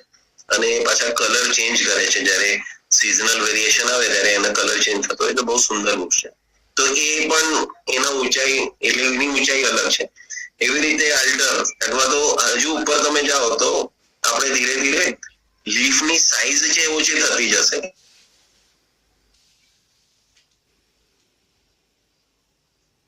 વધારે સંકન થઈ જશે, પર્ણરંધ્રો વધારે અંદર તરફ જશે અને ધીરે ધીરે પાઇનસ જેવું લાગવા માંડશે. એટલે આ ડિસ્ટ્રીબ્યુશન પેટર્ન પણ height as well as rainfall અને ટેમ્પરેચર ઓફકોર્સ એ બધા જ એના પર અસર કરતા પરિબળો છે. આગળનું પણ એવી રીતે વર્ણન છે. હિમાલયનું એક ખાસ જોવાનું અથવા તો કહેવાનું એ છે કે ઈસ્ટર્ન હિમાલય આપણો જે છે ને એ બહુ જ શ્રીમંત છે, એની ડાયવર્સિટી બહુ ચિકાર છે. એના એવા હજુ પણ વિસ્તારો છે કે જ્યાં આપણે પહોંચ્યા નથી અથવા તો ટ્રીઝ બધા આઈડેન્ટિફાય થયેલા નથી, અમુક વેજીટેશન એમને એમ છૂટ્યું છે. વેસ્ટર્ન ઘાટની પણ મને વાત ખબર છે કે વેસ્ટર્ન ઘાટમાં પણ એવા વિસ્તારો છે કે બહુ સ્ટીપ સ્લોપ ઉપર જે વેજીટેશન થાય છે આઈડેન્ટિફાય નથી થયેલું. એમાં છેક પામ પણ આવી જાય છે, એટલે જે તાડપડી છે આપણી તાડ હોય છે એવી રીતના મોટા પામ પણ એમાં એનો સમાવેશ છે કે જે આઈડેન્ટિફાય હજુ સુધી નથી થયેલા, કેમ કે એના હાથમાં કઈ સીડ કે કઈ આપણા હાથમાં આવ્યું જ નથી. એને તમે ક્યાંક ઉગાડીને જોઈ ન શકો, એનું ડિસ્ક્રિપ્શન ના ખબર હોય, ફ્લાવર કેવું થાય છે એ પણ બરાબર ખબર. એટલે એવી રીતના આપણા હિમાલયના તો ખાસા બધા વિસ્તારો એવા છે કે જ્યાં આપણે નથી પહોંચ્યા અને એમને એમ જ રહ્યા છે અનટચ્ડ. તો એ ખાસ કરીને એવા ભાગો ઈસ્ટર્ન બાજુ વધારે છે. વેસ્ટર્ન હિમાલયમાં આપણી જે પહોંચ છે એ કાશ્મીરમાં પણ અમુક જ જગ્યા સુધી છે, એના પછી તો આપણે આગળ જતા જઈ નથી શકતા. અને વેસ્ટર્ન હિમાલય છે અફઘાનિસ્તાનમાં આગળ જતું રહે છે એટલું.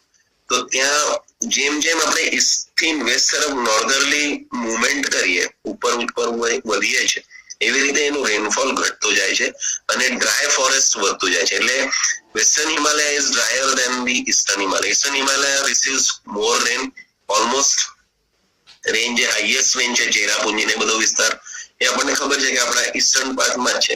તો naturally vegetation is more diverse over there. ત્યાં ટ્રી સ્પીસીસ પણ બહુ જ ડાયવર્સિટી એની વધી જતી હોય છે. જ્યારે મધ્ય હિમાલય આ બંનેને જોડતો છે, જેને ટ્રાન્સ હિમાલયન પણ કહેવામાં આવે છે કે તમે શિવાલિક રેન્જીસ થી માંડીને ઉપર જાઓ તો મનાલી અને એ બધો વિસ્તાર, ઉત્તરાખંડનો વિસ્તાર, તો એ બધો આવી જાય. અને પછી તમે એના વેસ્ટમાં જાઓ, ધેટ બીકમ્સ ધી વેસ્ટર્ન, એટલે પશ્ચિમી હિમાલય. તો એ થોડો ડ્રાય છે, ત્યાં ડ્રાય ડિસિડ્યુઅસ ફોરેસ્ટ આવી જતા હોય છે. પણ ઓફકોર્સ ઉપર મોન્ટેન તો કોમન છે, જેમાં દેવદાર એટલે સિટ્રસ દેવદારા અને પાઇનસ વેલિચિયાના એ બધા સ્પ્રુસ એ બધા સાવ બરફની અંદર થતા વૃક્ષો ત્યાં ઉપર થાય છે. અહીં જે મેં વાત કરી કે ડોમિનન્ટ સ્પીસીસ વર્સસ એલિવેશન, તો હિમાલયન વૃક્ષોમાં બહુ સ્પેસિફિકલી જોવા મળે છે. એક બાજુ લિસ્ટમાં તમે જોઈ શકો કે અલગ અલગ વૃક્ષોની પ્રજાતિઓ છે અને સ્પેસિફિક મીટરની અંદર આ આલ્ટિટ્યુડ આપેલા છે કે તમે આટલા હાઈટ ઉપર જાઓ એટલે તમને આ જોવા મળશે જ. તો એ બધા લખેલા છે આની અંદર. વેસ્ટર્ન હિમાલયમાં લગભગ 490 જેટલા ટ્રી સ્પીસીસ છે. માટે હું કહું છું કે વેસ્ટર્નમાં આટલા છે, સેન્ટ્રલમાં એના કરતા વધારે, 450 થી વધારે, અને ઈસ્ટર્ન હિમાલય તો 1600 થી વધારે ટ્રી સ્પીસીસ છે. આ એક અંદાજ જ છે. અંદાજ એટલે અભ્યાસ અલગ અલગ થયા છે એના પરનું એક તારણ છે, પણ એક્ઝેક્ટ નંબર આના હજુ પણ રાઉન્ડ ફિગર કહી ના શકાય એવું છે. Western Himalaya is being invaded by man every nook and corner we have been to. એટલે માણસ પહોંચી ગયો છે એટલે એને એવું કહેવાય કે સારો એવો ઇન્વેન્ટરાઇઝ થયેલો છે. જ્યારે સેન્ટ્રલ હિમાલય આપણને ખબર છે કે હિમાલયનો પેલો પાર્ટ પણ ઘણો બધો ગહન છે. ચાઇના જે આવી જાય છે ત્યાં ઘણું બધું બંધ છે, એટલે આપણને પણ એનો ડેટા ખબર નથી. એવી રીતે ચાઇનાનો સધન ચાઇના જે આપણો વેસ્ટર્ન હિમાલય, સેન્ટ્રલ હિમાલય હોય અથવા તો ઈસ્ટર્ન હિમાલય હોય, તો એ ઘણા બધા વિસ્તાર એવા છે કે જ્યાં ડાયવર્સિટી કેટલી છે હજુ એ ખબર નથી. હવે આપણા સ્ટેટમાં અથવા તો આ જનરલ તમે એક ઓવરઓલ ઇન્ડિયા, પ્લેન જે ઇન્ડિયા છે ત્યાં ક્યાંક ક્યાંક આવી રીતે ફોર્મેશન્સ જુઓ અને એગ્રીકલ્ચર લેન્ડ એને અડીને જ હોય છે. તો આ બહુ મોટો ઇમ્પેક્ટ કરતી હોય છે ત્યાંના એક્ઝિસ્ટન્સ ઓફ ધ ટ્રીઝ. ત્યાં વૃક્ષ રહેશે કે નહીં રહે, આપણે હંમેશા આપણા એગ્રીકલ્ચર લેન્ડની આસપાસ એવા જ વૃક્ષો રાખીએ છીએ જે આપણને કઈ ફાયદો આપતા હોય.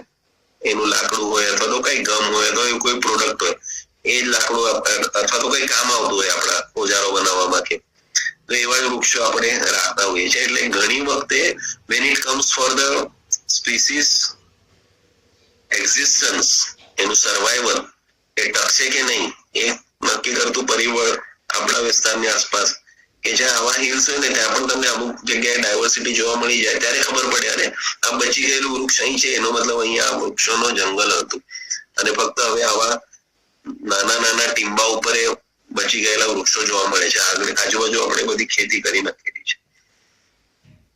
એક બીજો વિસ્તાર એવો છે કે જે નદીપટનો. હવે નદીપટના જે જંગલ વિસ્તાર છે ખાસ કરીને પહાડોની આસપાસ, ત્યાં પણ એક સારા એવા સંખ્યામાં ટ્રી સ્પીસીસ તમને જોવા મળે. એના પરથી પણ આપણે અંદાજ લગાવી શકીએ કે આપણે આટલા રીચ છીએ, જેમ આપણે કેટલા શ્રીમંત છીએ, આપણા જંગલો કેટલા શ્રીમંત છે એ જોવું હોય તો આપણને ખબર છે કે આપણા હિલ ફોરેસ્ટ આપણે જોતા હોઈએ છીએ, કેમ કે પ્લેનમાં તો આપણે કશું રાખ્યું જ નથી. ખેતીના નામે આપણે બધી જ જગ્યાએ ફરી વળ્યા છે અને કોઈ જંગલ વિસ્તાર જે બચ્યો હોય તો એવી જગ્યાઓ છે જ્યાં સાચે માણસ પહોંચી નથી શકતો અથવા તો અઘરું છે ત્યાં પહોંચવું. એટલે પહાડો હોય અથવા તો નદીઓના કિનારા હોય તો ત્યાં અમુક વૃક્ષો બચી ગયેલા જોવા મળે. ત્યારે ડાયવર્સિટીનો ખ્યાલ આવે, ત્યારે આપણી ફોરેસ્ટ ટાઈપનો પણ ખ્યાલ આવે. અમુક પરિબળો છે જેની આપણને જેમ ખબર છે કે આપણે વૃક્ષો ક્યાં ક્યાં બચાવી શકે અથવા તો એનું સંવર્ધન થઈ શકે જોવા મળે, તો આવા ઘણા બધા માનવ નિર્મિત પરિબળો છે આ બધા કે જેની વાત છે. વૃક્ષ કેવા હોય તો કોસ્ટલ હોય, ઇનલેન્ડ ના હોય તો રિવર, લેક, પોન્ડ, કેનાલ ના દાર ઉપર આપણે લગાડીને બચાવી શકીએ. તો ઓલ ધીસ ડિફરન્ટ એક્ટિવિટીઝ. અમુક પદ્ધતિઓ આપણી એવી છે, આ ડાંગની જે પદ્ધતિ, ડાંગનો જ ફોટો છે કે જ્યાં ખાંડા પદ્ધતિ કહેતા હતા, એ પદ્ધતિ દ્વારા આદિવાસીઓને હક હતો કે બ્રાન્ચીસ કાપી શકે, પણ આવું કરવામાં આપણે ઘણું બધું જંગલની ડાયવર્સિટી ગુમાવી બેઠા છે. કેમ કે ખાલી જંગલ એટલે વૃક્ષ એવું નથી, તો ઘણું બધું એ વૃક્ષને સંલગ્ન એવું બધું હોય છે. વૃક્ષની નીચે ઉગતા એના છાંયડામાં થતા ઘણા બધા ઓર્કિડ્સ હોય છે, એ બધા આપણે ગુમાવી બેઠા છે. એટલે હક આપણે કાયદાકીય રીતે આપી દીધો કે તમે ઝાડ ન કાપો પણ એની બ્રાન્ચ કાપી શકો છો તમારા સર્વાઈવલ માટે, ખેતી કરવા માટે. તો એનો પરિણામ એટલો ખરાબ આવ્યો કે આપણે જંગલ સાવ ગુમાવી બેઠા છે. હવે આ ઊંચાઈ જોતા, વૃક્ષો જોતા આપણને લાગે કે આ સાચે જયારે જંગલ હશે ત્યારે કેટલું સરસ હશે. તો આવા તો ઘણા વિસ્તારો આપણા દક્ષિણ ગુજરાતમાં પહાડોની આસપાસ અથવા તો તળેટીમાં ફ્લોર મેનલેન્ડ ઉપર બનાવવા જોવા મળે છે. બીજી સંવર્ધનની વાત કરું તો આપણે બોટનિકલ ગાર્ડન્સ અને પાર્ક્સ હોય છે જ્યાં આપણે વૃક્ષો, હવે અહીં પીળા ફૂલ બહુ સુંદર લાગે છે, માર્ચ મહિનામાં એ ખીલે છે અને આખો મહિનો જાણે સળગી ઉઠેલો એ વૃક્ષ એવું દેખાય, આપણને ખબર છે. પણ આ વૃક્ષ ક્યાંથી આવ્યું એવું જોતા પછી આપણને લાગે કે આપણે નેટિવ સ્પીસીસ ની તો વાત જ નથી આમ, એટલે આ એક્ઝોટિક છે. ટેબેબુયા આર્જેન્શિયા એ ટ્રોપિકલ અમેરિકાનું છે, દેખાવામાં સુંદર એટલે આપણે લઈ આવ્યા છે, પણ એવા ઘણા વૃક્ષો આપણા નેટિવ વૃક્ષો પણ જે સુંદર છે ને આપણે એને ગાર્ડનમાં કેમ નથી લાવ્યા એ મોટો પ્રશ્ન થાય. પણ હવે ધીરે ધીરે જો કે ફોરેસ્ટ ડિપાર્ટમેન્ટ ઇન્ટ્રોડ્યુસ કરી રહ્યા છે, ઘણા બધા સુંદર વૃક્ષો આપણને જોવા મળે છે. કરંજ બધા જાણતા હશો, અમદાવાદમાં રોડ સાઈડ ઉપર ઘણી સારી એવી સંખ્યામાં આનું પ્લાન્ટેશન થયેલું છે. કરંજ છેક શિવાલિકના પગથિયાથી એટલે હિમાલયના ફૂટહિલથી માંડીને આખા દેશભરમાં ફેલાયેલું આ વૃક્ષ છે. કરંજનો બહુ સારો એવો રેફરન્સ કાલિદાસે પણ કરેલો છે રઘુવંશમ નાટકની અંદર. એને 1500 વર્ષ પહેલા કરંજ વૃક્ષનું થળિયું કેટલું સ્ટ્રોંગ હોય છે એ બતાવવા માટે એવું કીધેલું કે રઘુરાજા જયારે ઉત્તર ભારતમાં જઈને ચક્ર વર્તી થવા માટે ચઢાઈઓ કરી ત્યારે એમનું નદીની આસપાસ રહેતા કરંજના વૃક્ષના થળિયાને હાથીઓ એમને બાંધેલા, એટલે હાથી બાંધવા માટેનું મજબૂત ઝાડ. આ અણિયર વૃક્ષ આપણા ગુજરાતમાં બહુ સારી રીતના બધી જગ્યાએ જોવા મળે છે અને બહુ મધ્ય ગુજરાતમાં તો વધારે ફેલાયેલું છે. ઘણી વખત દૂરથી જોતા અણિયર અને ખાસ કરીને શમીની અંદર લોકો ગફલત કરતા હોય છે. શમીના પેન્ડ્યુલન્સ હોય, તમે જુઓ ને એની બ્રાન્ચ આમ લટકેલી જોવા મળે, જ્યારે આની બ્રાન્ચ તટ્ટાર હોય છે બધી. અને acacia tomentosa is the name of this. અણિયર પણ એટલે આવા વૃક્ષો પણ મને તો એવું લાગે છે કે ગાર્ડનમાં આવા વૃક્ષો પણ હોવા જ જોઈએ, કેમ ના હોવા જોઈએ? આ સુંદર જ દેખાય છે. આ એક તાડના ઝાડની અંદર મલ્ટી સ્ટોરીડ બિલ્ડિંગ ની વાત છે, બર્ડ હેબિટેટ છે. એક થળિયાને મેં એનલાર્જ કરીને બતાવ્યું છે, તમે જોશો. આ તો બધાને ઓળખીતું અને એના ઉપર આવેલું બેસેલું પક્ષી પણ આપણે ઓળખીએ છીએ. આ વૈયા છે. વૈયા ઘણા બધા પહેલા એવા હતા કે માઇગ્રેટરી કહેવાતા હતા, હવે વૈયાઓ લોકલ જ થઈ ગયા છે.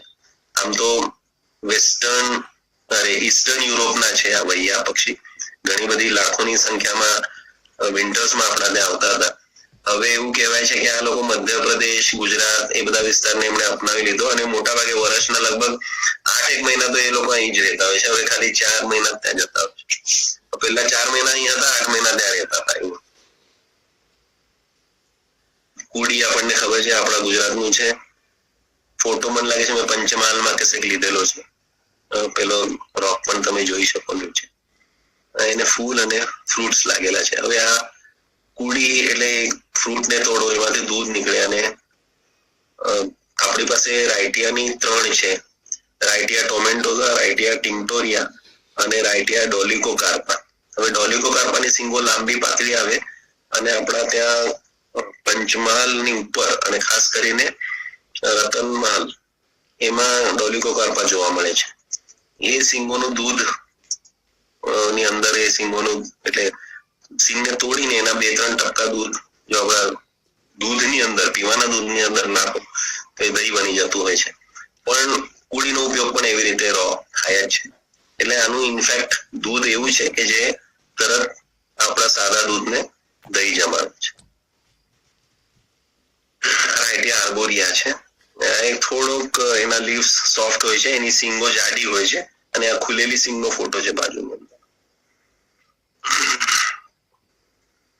હળદરવો હલ્દુ, આનું બહુ મોટું વૃક્ષ સયાજી ગાર્ડનમાં છે અને સયાજી ગાર્ડન બન્યો એના પહેલાનું એ વૃક્ષ હશે, કેમ કે 160 જેટલા ઉંમર એની મને લાગે છે. મેં અત્યાર સુધી આખા ગુજરાતમાં આટલો મોટો હળદુ જોયો નથી. જંગલોમાં પણ આટલો મોટો જોયો નથી. આટલા થિકનેસ વાળો એટલો ટ્રંક એનો જબરજસ્ત છે. એટલે કોઈ પણ આપમાંથી કોઈ જયારે વડોદરા આવશો અને મને યાદ કરશો, હું લઈ જઈશ, બતાવીશ તમને આ હળદરવો, એના કોરડી ફોલિયા. આ મિલ્યુઝા ટોમેન્ટોઝા ઊંઘ આપણા ગુજરાતના ફોરેસ્ટ નું છે અને ઊંઘનો વિસ્તાર આમ જોવા જતા મધ્ય ભારતમાં ઘણી જગ્યાએ છે. એટલે જ્યાં ડ્રાય ડેસિડ્યુઅસ ફોરેસ્ટ છે ત્યાં ઊંઘ થાય છે અને જ્યાં dry deciduous forest, hill forest, dry open land એવું હોય એવી જગ્યાએ પેલા પહાડોની અંદર ડેન હોય ને ડેનની અંદર રીંછ રહેતું હોય તો રીંછને આના ફળ બહુ ગમતા હોય. એટલે ઊંઘ એના ફ્રૂટ બહુ પ્રિફર કરે છે. આપણા જંગલોમાં પણ એ વાત ખબર છે. મધ્યપ્રદેશમાં પણ એ બહુ કોમન છે કે ઊંઘ મેઇન ફળ છે, આનું પ્રિય ફળ છે રીંછ માટે. પણ એ તમે ચાખશો તો તમને પણ ગમશે. બહુ ખાટું મીઠું જાંબુડી કલરનું હોય છે, થોડુંક રતાશ પડતું અને બહુ સુંદર હોય છે ટેસ્ટ એનો. બોઝવેલિયા સિરેટાના ફ્રૂટ ફોટોગ્રાફમાં દેખાય છે. બોઝવેલિયા સિરેટા એક એવું વૃક્ષ છે, સલાઈ ગુગળ જે આપણે કહીએ છીએ, એ પહાડોની અંદર રોક્સમાં થાય છે અને એ વૃક્ષ પણ જો આપણે વાવીએ તો મેનલેન્ડ ઉપર તો ઉગે છે. તો આવું સુંદર વૃક્ષ આપણે કેમ નથી ગાર્ડનમાં લાવતા? એટલે આવા વૃક્ષો તો બધી પબ્લિક પ્લેસીસમાં હોવા જોઈએ. એવા વૃક્ષો આપણા ત્યાં જંગલમાં છે.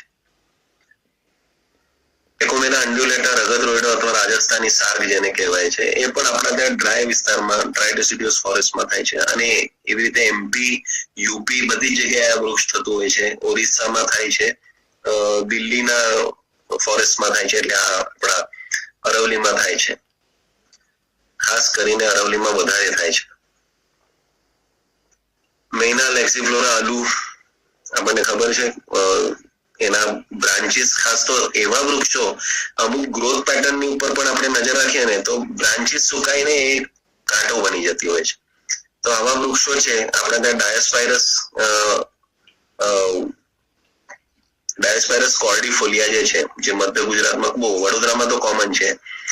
તો નદીની આસપાસ, વિશ્વામિત્રી નદીની આસપાસ બહુ થાય છે. તો એનું પણ એવું છે કે નીચેની બ્રાન્ચીસ સુકાઈ જાય, ઉપરના પાંદડા સુકાઈ જાય, ધીરે ધીરે એ આખી બ્રાન્ચ કાંટો બની જાય અને સ્પાઇન બને છે એકદમ સ્ટ્રોંગ. એવી રીતે આનામાં પણ જોવા મળ્યું છે. મેના લેક્સિફ્લોરામાં પણ એવી રીતે બ્રાન્ચીસ સુકાઈને એનો પ્રોટેક્શન નો એ નેચર છે. બ્રાન્ચ સુકાઈને કાંટો જ બની જાય છે અને પરમાનન્ટ રહે છે એ પાછી. એટલે જેમ આપણે બ્રિડેલિયામાં જોઈએ છે ને એવી રીતના છે. અલ્બેઝી અમારા કંસાર આપણા નોર્થ ગુજરાત થી માંડીને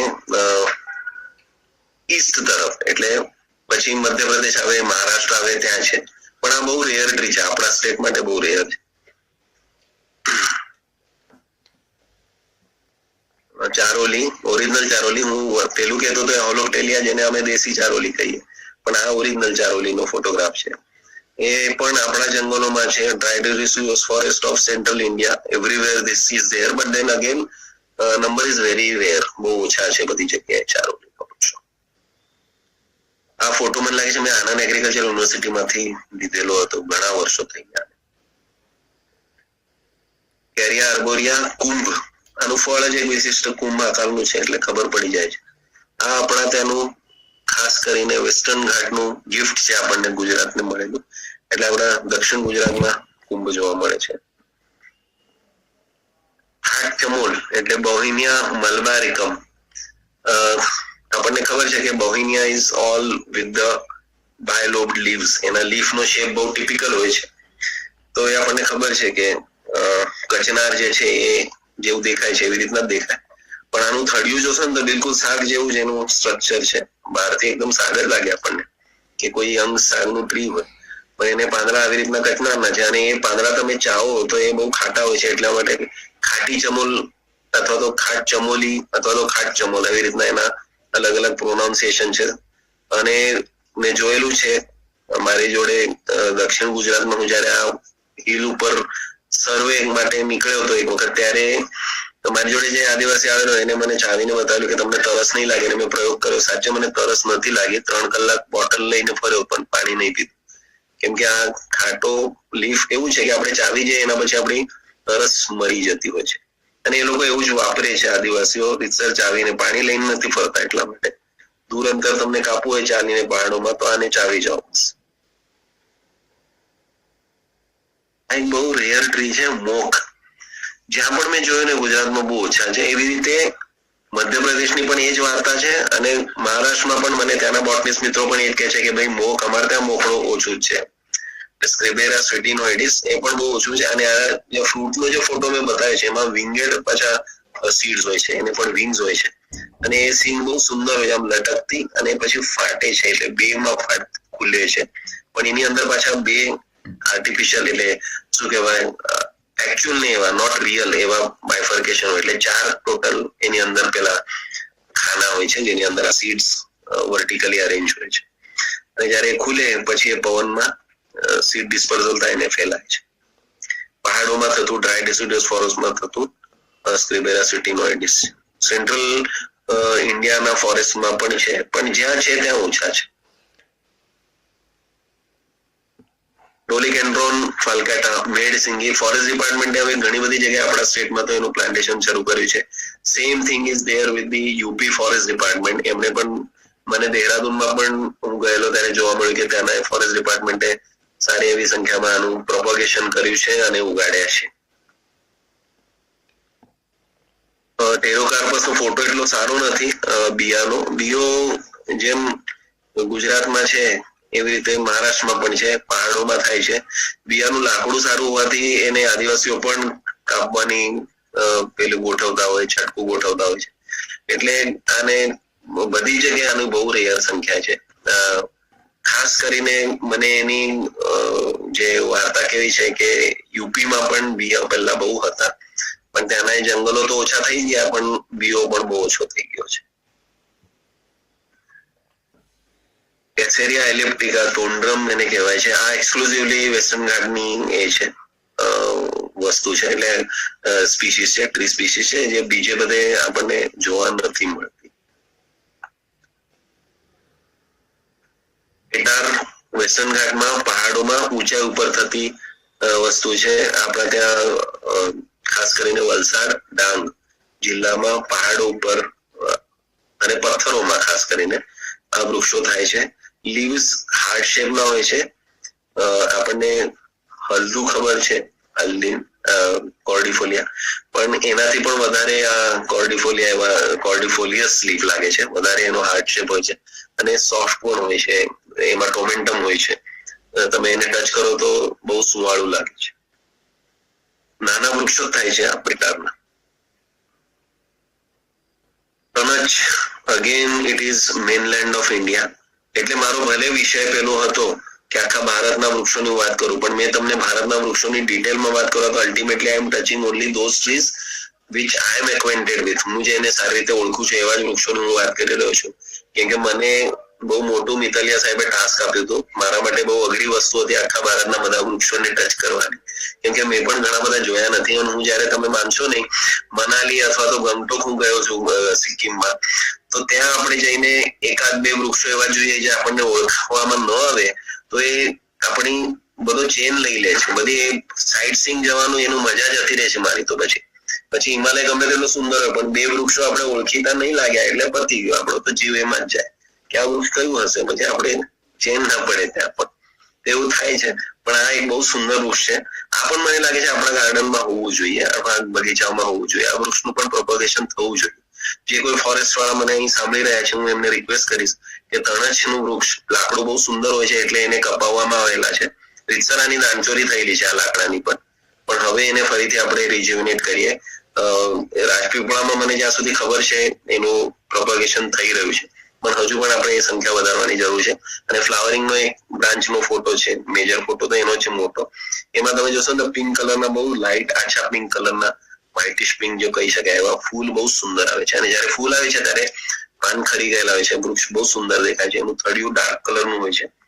તો અમુક જે બ્યુટી છે એ તો આપણે એક્સપ્લોર કરવી જ રહી આપણા દેશી વૃક્ષોની અંદર, અને તો જ આપણે એને બચાવી શકશું, તો જ અવેરનેસ આવશે લોકોમાં. રાઇડરમાં જેના ઝાયલોકાર્પા રાજપીપળાનો જ ફોટોગ્રાફ છે, લગાડેલું વૃક્ષ છે ત્યાં નર્સરીની અંદર થી પ્રોપોગેટ કરીને, અને એની સિંગ લઈને ત્યાંના જ વનકર્મી છે. એ સિંગ બહુ લાંબી સિંગ હોય છે. એટલે વૃક્ષોમાં કયા વૃક્ષો ગુજરાતના એવા વૃક્ષો છે, અથવા તો મધ્ય ભારતના હું તો કહીશ કે આટલા લાંબા ફળ આપી શકે, તો એ આ ખારસિંગ છે અથવા રાડરમાચેરા ઝાયલોકાર્પા છે. દિલીના પેન્ટાગાના આપણું સૌનું પ્રિય કરમળ વૃક્ષ કે જે બધાને ખબર છે, પાંદડા બહુ મોટા હોય છે. વેસ્ટર્ન ઘાટમાં ખાસ કરીને મહારાષ્ટ્રમાં આના પાંદડાની બહુ બધી ઉપયોગિતા છે. વરસાદમાં ખાસ તો એ લોકો છત્રીને એવું બધું બનાવતા હોય છે. ખાણી તરીકે પણ વાપરવામાં આવે છે. ખાવામાં જંગલમાં કઈ લઈ જાઓ બાંધીને તો આ પાંદડાની અંદર, ઇનફેક્ટ નાના એનિમલ ની શિકાર કરીને આ પાંદડાની અંદર બાંધીને લપેટીને એને શેકવામાં આવે છે. એવું બધું પણ કરે છે આદિવાસીઓ. બે અકેશિયા છે પાછા આપણા સાઉથ ગુજરાતના જ છે. એકચ્યુઅલી ખેર તો બધી જગ્યાએ છે, આપણને ખબર છે. ગુજરાતના ઘણા ખરા ફોરેસ્ટમાં અકેશિયા કટેચું છે, ખેર વૃક્ષ. અને બીજો જે અકેશિયા છે જેને ગોબીતા અથવા સફેદ ખેર કહેવામાં આવે છે, એ અકેશિયા પોલિકેન્થા છે. એ પણ આપણા દક્ષિણ ગુજરાતમાં થાય છે. ઓફકોર્સ દક્ષિણ ગુજરાતમાં જે રીતના ખેર થાય છે એવું કોઈ વૃક્ષ નથી. ખેર સૌથી વધારે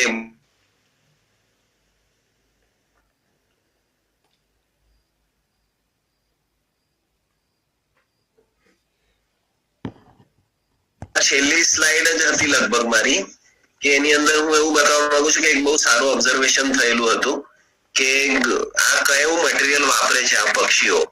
તો એમાં તમે જોશો ને તો એક તો જાંબુ છે, લીમડો છે, નીલગીરી છે. એટલે એવા જ ટ્વિગ એ લોકો વાપરે છે કે જે બહુ લાંબો સમય સુધી ગળી નથી જતા, એનું વેધરિંગ નથી થતું, અને એમાં કઈ બીજું પણ ઇન્ફેક્શન નથી આવતું.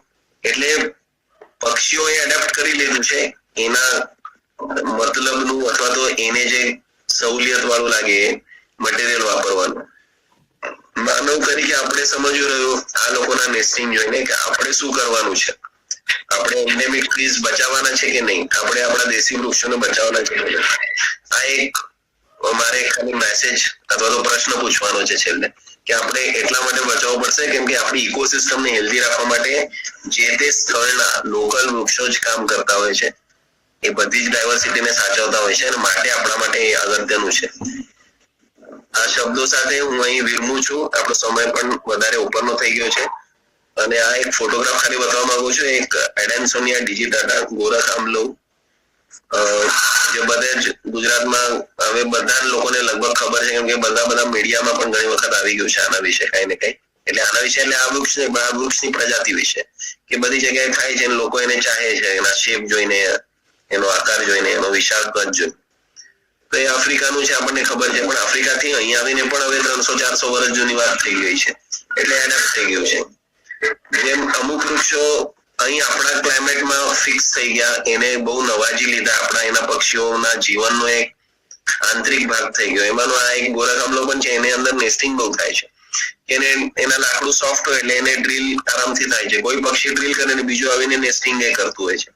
અથવા તો બ્રાન્ચ જયારે કોઈ તૂટીને પડી જાય તો એ અંદર બખોલ બની જતી હોય છે. ઘણી વખત એક બખોલ વધારે હોય છે તો એની અંદર શેલ્ટર મળે છે એનિમલ્સ ને, બર્ડ્સ ને. તો એવી રીતના પણ એ એડેપ્ટેશન થઈ ગયેલું હોય છે, આવેલું છે. ગોરા સામલીની વાત કરું તો એ પણ આપણું નેટિવ નથી. ગુલમોહર પણ આપણું નેટિવ નથી. તો આવા વૃક્ષો તો પણ આપણે સારી રીતે અપનાવી લીધા અને આપણા એના ઇન્સેક્ટ અને બર્ડ્સ એને બહુ સારી રીતે એમના જીવનમાં વાપરતા થઈ ગયા છે. તો આ પણ આપણે થોડુંક આપણું વિજ્ઞાન પણ વાપરવું પડશે સિલેક્શન ઓફ ધ ટ્રીઝ માટે, કે કયા વૃક્ષો આપણે અહીં આપણા ત્યાં ઉગાડવા જોઈએ, બચાવવા જોઈએ. આ શબ્દો સાથે મને લાગે છે કે મને કામ તો બહુ મોટું આપેલું, મેં કંઈ કર્યું નથી હજુ પણ મિતલિયા સાહેબ મને હવે એવું લાગે છે કે મેં જે કર્યું એનાથી આપ ખુશ હશો, થોડાક સંતુષ્ટ હશો. અને અમારા ખાસ તો અમારા સાહેબ ધ્રુજ સાહેબ પણ મને જોઈ રહ્યા છે એટલે મને થોડી બીક પણ છે હવે કે હવે ધ્રુજ સાહેબ શું કહેશે. એના સાથે હું વિરમું છું. Thank you very much.